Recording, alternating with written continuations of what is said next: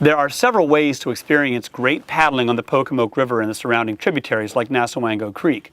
The sheltered, canopied parts of the river, like this piece here, are home to animals that like deep, dark forests. So one of the wonderful things about kayaking here in the Pocomoke is you can get out of Snow Hill, which is a wonderful town, but away from the noise of the road, or the prothonotary warbler, or the airplanes flying over. And even here, we're just a few minutes outside of town, and we've got prothonotary warblers singing, Carolina chickadees, there's a white-eyed vireo behind me singing.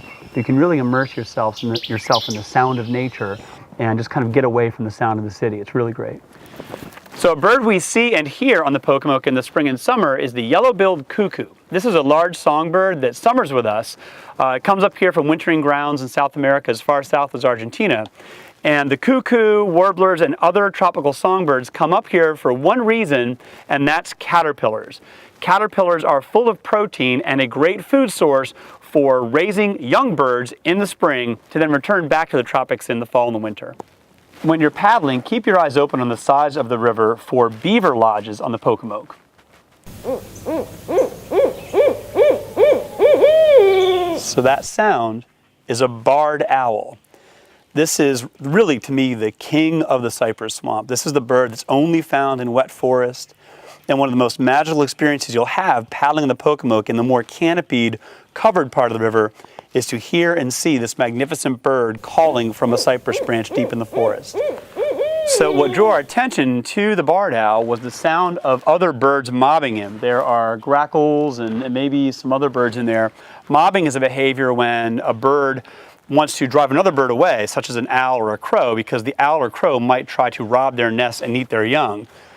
So when you hear those birds making a racket or flying and kind of dive bombing, look, and you might get lucky and spot the barred owl.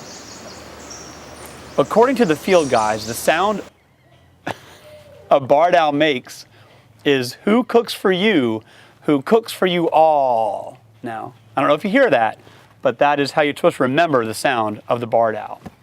Barred owls are one of the great predators of the cypress swamp. They sit perched up in the cypress trees, scanning the ground for small rodents and birds, and even snakes and small lizards like five-lined skinks. When they spot an animal or hear it with their really acute sense of hearing, they'll fly out of the trees and glide on very silent wings.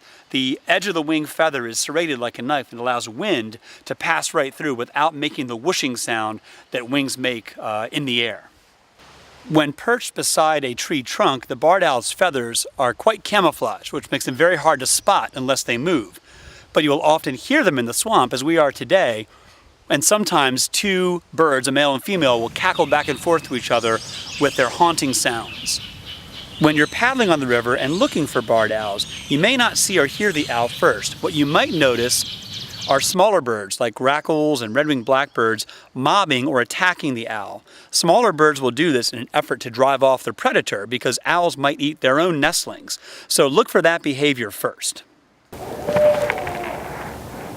All right, so we hope you'll come down to Snow Hill and join us in the Pocomoke for dueling barred owls in the cypress swamp when you're traveling Maryland's beach and beyond.